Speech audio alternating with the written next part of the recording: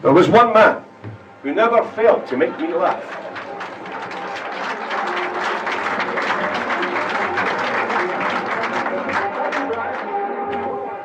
Now, you might be wondering why I have this Eiffel Tower in my whistling flute. Well, I put it in for a wedding, just in case you thought it'd been thrown by some careless maiden in Stirling. So I went to the wedding. Oh, a nice wedding. Well, just the usual type, you know. A man and a woman getting married. 8 times married. I didn't know that. But the fella sat next to me, he knew it. 8 times married, he said, in a whisper that carried all over the church. And then I knew it. As soon as I heard the organist, oh, he didn't play Here Comes the Bride. He played Here We Are Again. An incident happened there, which I didn't mean to mention, but it's out now. There was a woman there with the longest nose I've ever seen. Now, I've got nothing against long noses. We had them in our family. They run in our family.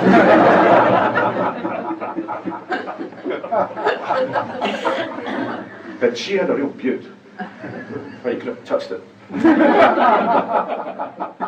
I didn't. But you could have.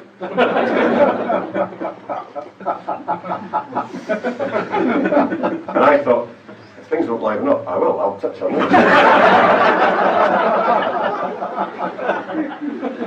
But what attracted me to it, speaking in a neutral gender,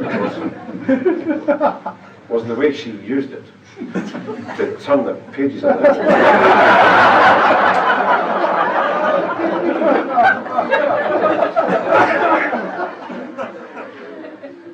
So we left the church after the ceremony and made our way into a little hall which was adjacent.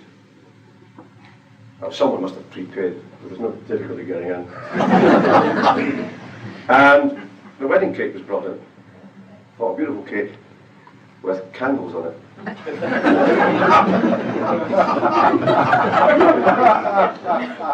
I was completely intrigued by this, so much so I sort of lost control. Right, I pointed to the cake. I said, there are candles on the cake. Someone said, yes, it's the bride's birthday.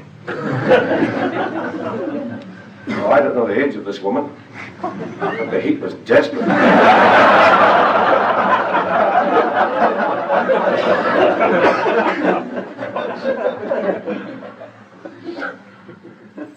And this long-nosed woman sat opposite. And I was trying to ignore her without being rude, because it's so easy to be rude. And I was fascinated with her nose and what she could do with it. I saw her pick up a bone from the floor. I was trying to get it over my foot at the time.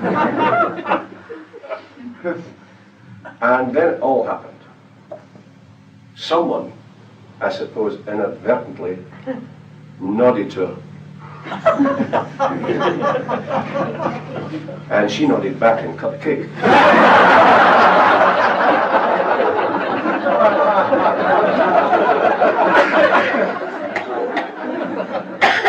Oh, the bride was in tears.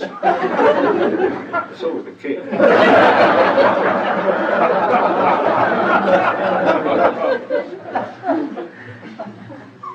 So we left the hall and made our way down to the tram lines which run in Blackpool. Well, they don't run in Blackpool, they allow the trams to run. Oh, an interesting ceremony, crossing the tram lines. This long-nosed woman was at my back. Oh, I knew that with the constant crawling I was getting. At least I was hoping it was her.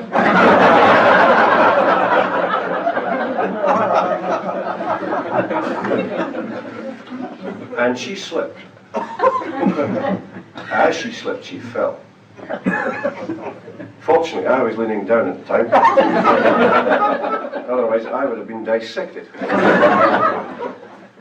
Well, straight as a die, she fell face downwards and lodged her nose in the aperture of the line.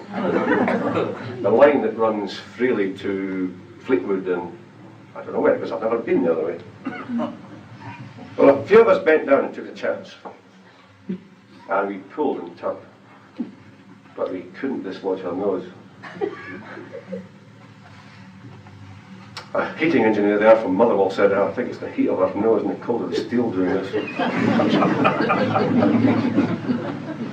We ended up by picking it up with the legs. And wheeled her to the depot.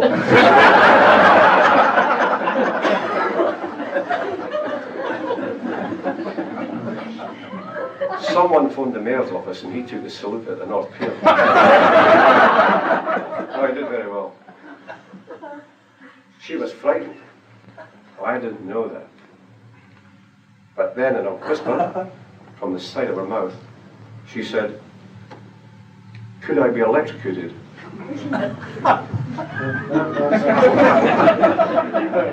I hadn't thought of that. So I immediately dropped her leg.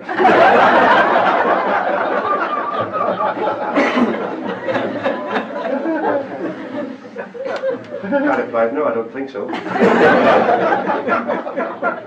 Not unless you throw your other leg over the top. I'm staying in town with an aunt. Well, it isn't really my aunt. You know, you always say you're staying with your auntie. It's never really your auntie. Well, in this case, I know it's not my auntie. It's my uncle. He just likes to be called auntie. So, I pressed the bell of this bed and breakfast place. Whereupon a landlady appeared at the outside window. She said, "What do you want?" Oh, I said, "I want to stay here." "Well, stay there," she said.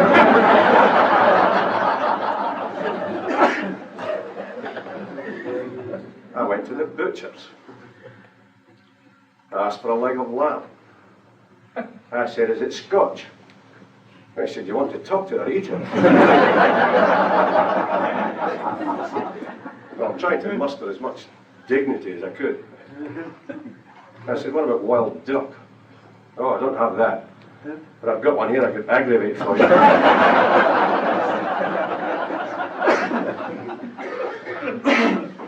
I said, "What about sheep's head?" Oh, he says, "I've got that." I said, "Well, keep the eyes in it. I want it to see me through the week."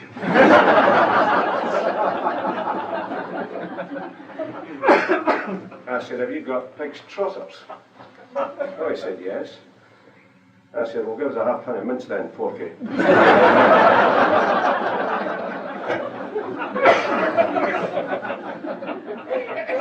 My neighbour called and asked if he could use my lawnmower. I said, "Oh, yes. As long as you don't take it out in my garden."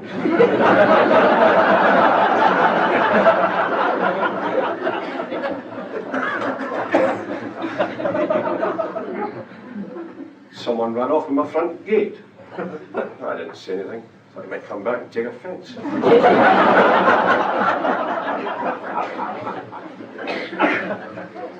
And at the west end of Princess Street, there was a fellow there standing at the bus stop.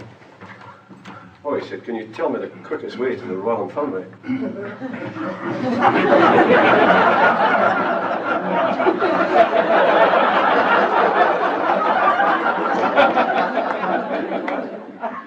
Oh, I said, "Just lie down there on the bus stop." And I met an American tourist. Oh, he said, "Have you got a light Mac?" I said, "No, I've got a dark brown overcoat."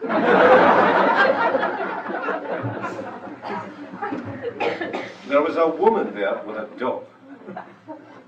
Oh, I only mentioned it because the dog was there. I said, "Nice dog." She said, "It is, isn't it?" It wasn't. It was a dreadful creature.